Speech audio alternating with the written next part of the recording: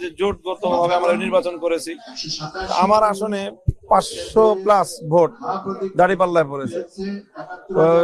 জোটগতভাবে সেই ভোটগুলো আমার রিকশায় আসার কথা, কিন্তু এটা নির্বাচন কমিশনের তাদের ত্রুটির কারণে অথবা তাদের সীমাবদ্ধতার কারণে তারা প্রার্থী চূড়ান্ত করার আগেই ব্যালট দিয়ে দিচ্ছে মানুষের কাছে। তো সেই কারণে আমার এখানে বড় একটা ভোট হয়েছে, নষ্ট হয়েছে। আর সবচেয়ে বড় যে অভিযোগটা বা সমস্যাটা সেটা হলো যে আমার আসনে 9 জন প্রার্থী আমরা ছিলাম। তো 9 জন প্রার্থীকে 2টা কলামে নাম লেখা হয়েছে 5টা রোতে। তো আমার নামটা প্রথম কলামের লাস্ট রোতে পড়েছে, যার কারণে আমার নাম বরাবর দ্বিতীয় রোটা খালি ফাঁকা। যেমন অনেকটা ওই গণভোটের ব্যালটের মতো, গণভোটে যেখানে হা না সামনে হলো ফাঁকাটা, সেখানে সিল মারতে হয়। তো ওই জায়গাটায় আমার অনেক ভোটার ভুল করেছে। যেমন সেম একই কেস হয়েছে ঢাকা 8 আসনে। ঢাকা 8 আসনে মির্জা আব্বাস সাহেবের নামটা ঠিক আমার পজিশনে ছিল, এবং ঠিক ওনার ভোটাররাও অনেকেই ওনার ভোট দিয়েছেন সেই ফাঁকা জায়গায়, মনে করেছে ফাঁকা জায়গায় সিল মারার জায়গা।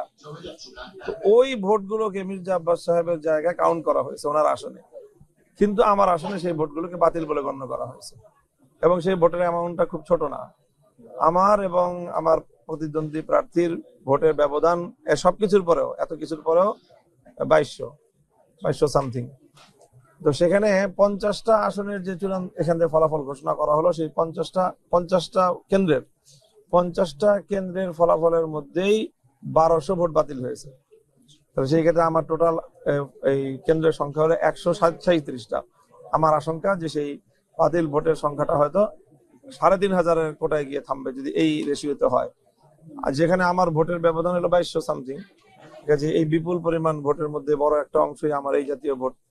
এটা আমার একটা কষ্টের জায়গা। সেক্ষেত্রে নির্বাচন কমিশনের কাছে এখন আপনার হ্যাঁ, নির্বাচন কমিশনের কাছে আমি সেটা বলবো যে মির্জা আব্বাস সাহেবের জায়গায় যে ঘটনা ঘটেছে, তো আমি কেন একই দেশে একই শহরে একই নির্বাচনে ভিন্ন রকম আইনের আমি কেন শিকার হব কেন? আমার আশঙ্কাটার জায়গা হলো যে 50টা কেন্দ্রের মধ্যেই 1200 ভোট বাতিল হয়েছে।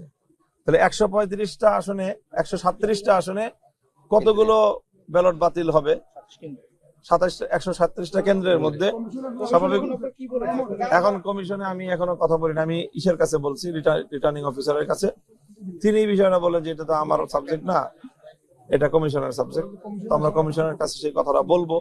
আর তৃতীয় আরেকটা কারণ হলো যে ওখানে একটা কেন্দ্রের, একাধিক কেন্দ্রের যে হয়েছে যে ফলাফল দিতে অনেক দেরি করেছে, বিলম্ব করে আমাদের আশঙ্কা যে সেই সময়টায় তারা কোনো ইঞ্জিনিয়ারিং করার চেষ্টা করে,